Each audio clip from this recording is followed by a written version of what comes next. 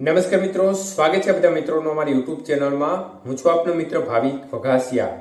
તો મિત્રો, ખાસ કરીને આ વિડીયોના માધ્યમથી આપણે વાત કરવાની છે હાલની સક્રિય સિસ્ટમોની સ્થિતિ શું છે અને જે વરસાદી રાઉન્ડ આવવાની છે તો આ વરસાદી રાઉન્ડમાં ગુજરાતના કયા કયા ભાગોમાં ભારેથી અતિ ભારે વરસાદની સંભાવનાઓ રહેલી છે.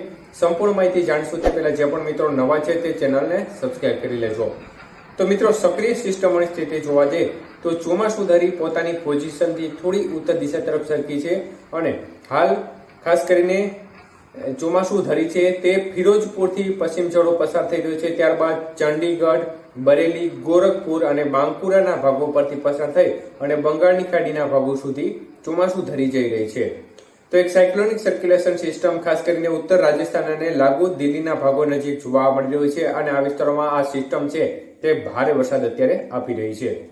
તો વધુ એક સાયક્લોનિક સર્ક્યુલેશન અરબી સમુદ્રમાં છે અને એક સાયક્લોનિક સર્ક્યુલેશન સિસ્ટમ જે ગુજરાતને અસર કરતા રહેવાનું છે તે સિસ્ટમ હાલ પશ્ચિમ બંગાળ અને તેની આજુબાજુના ભાગો નજીક જોવા મળી રહી છે અને ઓપ્સો ટ્રફ છે દક્ષિણ ગુજરાતથી કેરાલા સુધી સક્રિય જોવા મળી રહ્યો છે. તો આ તો થઈ સક્રિય સિસ્ટમોની સ્થિતિ. તો મિત્રો, ખાસ કરીને જે પશ્ચિમ બંગાળ અને તેની આજુબાજુના ભાગો નજીક જે સાયક્લોનિક સર્ક્યુલેશન સિસ્ટમ છે તે ક્રમશઃ પશ્ચિમ ઉત્તર પશ્ચિમ દિશા તરફ આગળ વધશે અને એમપીના ભાગો પરથી થઈ અને ખાસ કરીને દક્ષિણ પશ્ચિમ રાજસ્થાન અને લાગુ ઉત્તર ગુજરાતના ભાગો નજીકથી પસાર થવાની શક્યતાઓ અત્યારની લેટેસ્ટ અપડેટ પ્રમાણે જોવા મળી રહી છે. જ્યારે દિલ્હી અને ઉત્તર રાજસ્થાન નજીકના ભાગો પર જે યુએસી છે તે ક્રમશઃ નીચું આવશે અને ધીમે ધીમે તે પશ્ચિમ દિશા તરફ સરકશે થોડું, જેને પરિણામે જે પાકિસ્તાન અને લાગુ રાજસ્થાનના ભાગોથી વધુ નીચે જાય અને એ સંજોગોમાં સિસ્ટમ છે બંગાળની ખાડીવાળા મતલબ કે જે બંગાળ પશ્ચિમ બંગાળના ભાગો નજીક જે સિસ્ટમ છે તે પણ આગળ વધી આ સિસ્ટમ સાથે મર્જ થઈ શકે છે, એટલે કે ભેગી થઈ શકે છે. તો હાલની સ્થિતિ પ્રમાણે આ બધા પરિબળોની સંયુક્ત અસર હેઠળ ગુજરાતમાં જે વરસાદી રાઉન્ડ આવવાની છે તેની શરૂઆત આવતીકાલથી અનેક વિસ્તારમાં શરૂઆત જોવા મળી શકે છે. સામાન્ય રીતે આજે એટલે કે 1 તારીખે પણ દક્ષિણ ગુજરાતના તાપી, નર્મદા, સુરત, ભરૂચ સહિતના ભાગો છે તેમાં છૂટો છવાયો વરસાદી માહોલ જોવા મળી શકે છે અને બાકીના ગુજરાતના ભાગોમાં રેડા ઝાપટા સ્વરૂપે વરસાદની ગતિવિધિ જોવા મળે. અમુક સીમિત વિસ્તારમાં ક્યાંક ક્યાંક થંડરસ્ટોર્મ પણ બની જાય, જેમ ગઈકાલે બન્યા હતા તે વિસ્તારમાં, જો કે વિસ્તાર અત્યારે ઓછા હશે. અને આવતીકાલે વરસાદના વિસ્તારોમાં વધુ વધારો થવાની શક્યતાઓ રહેલી છે અને આવતીકાલે દક્ષિણ ગુજરાત સહિત મધ્ય પૂર્વ ગુજરાતના ભાગોમાં પણ છૂટો છવાયો વરસાદી માહોલ શરૂ થઈ જશે અને લાગુ ઉત્તર ગુજરાતના ભાગોમાં પણ વરસાદની ગતિવિધિ જોવા મળે. પરંતુ આવતીકાલે સૌરાષ્ટ્રના ભાગો અને કચ્છના ભાગોમાં હજી પણ વરસાદની ગતિવિધિ ઓછી રહેશે અને છૂટાછવાયા રેડા ઝાપટા સ્વરૂપે વરસાદની ગતિવિધિ રહે. પરંતુ 3 તારીખ કે બધી બાજુ વરસાદ શરૂ થઈ જાય તે પ્રકારની શક્યતાઓ દેખાઈ રહી છે. એટલે 3 તારીખે સૌરાષ્ટ્ર, કચ્છ સહિત ગુજરાતના બીજા ભાગોમાં પણ વરસાદની ગતિવિધિ જોવા મળી શકે છે.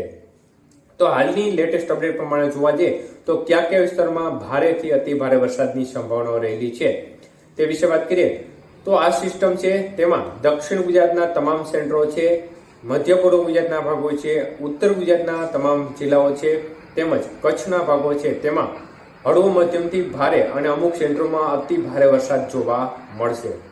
સૌરાષ્ટ્રના ભાગોમાં પણ મધ્યમથી ભારે વરસાદ જોવા મળશે, જેમાં ઉત્તર સૌરાષ્ટ્ર, પૂર્વ સૌરાષ્ટ્ર, દક્ષિણ સૌરાષ્ટ્રના ભાગો છે તેમાં વધુ સંભાવનાઓ રહે. પશ્ચિમ સૌરાષ્ટ્રના ભાગોમાં પણ સારી શક્યતાઓ રહે, પરંતુ જે ગુજરાત રિજનના ભાગો એટલે કે ઉત્તર ગુજરાત, મધ્ય પૂર્વ ગુજરાત, દક્ષિણ ગુજરાત અને કચ્છના ભાગો છે તેમાં સૌથી વધુ શક્યતાઓ રહેશે અને ત્યાં 2 થી લઈ અને 7 થી 8 ઇંચ સુધીનો વરસાદ આ રાઉન્ડમાં જોવા મળી શકે છે.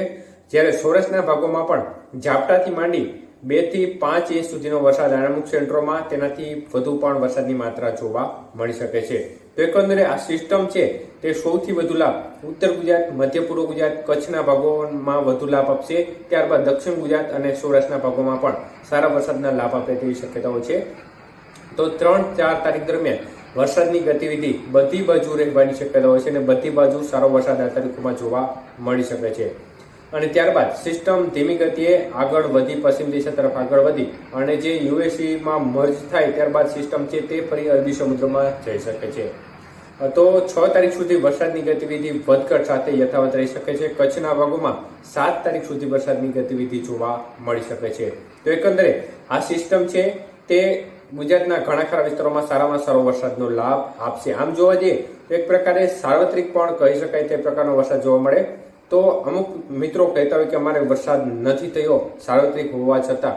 તો મિત્રો સાર્વત્રિકની વ્યાખ્યા એવી છે કે 76% થી લઈને 100% વિસ્તારમાં વરસાદ પડતો હોય છે એને સાર્વત્રિક ગણવામાં આવતો હોય છે.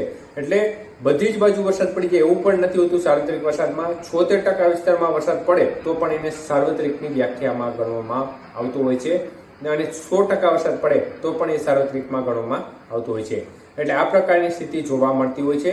તો આમ જોવા જઈએ તો આ સિસ્ટમ ગુજરાતના મોટાભાગના વિસ્તારોને સારામાં સારો વરસાદનો લાભ આપે તે પ્રકારની શક્યતાઓ દેખાઈ રહી છે.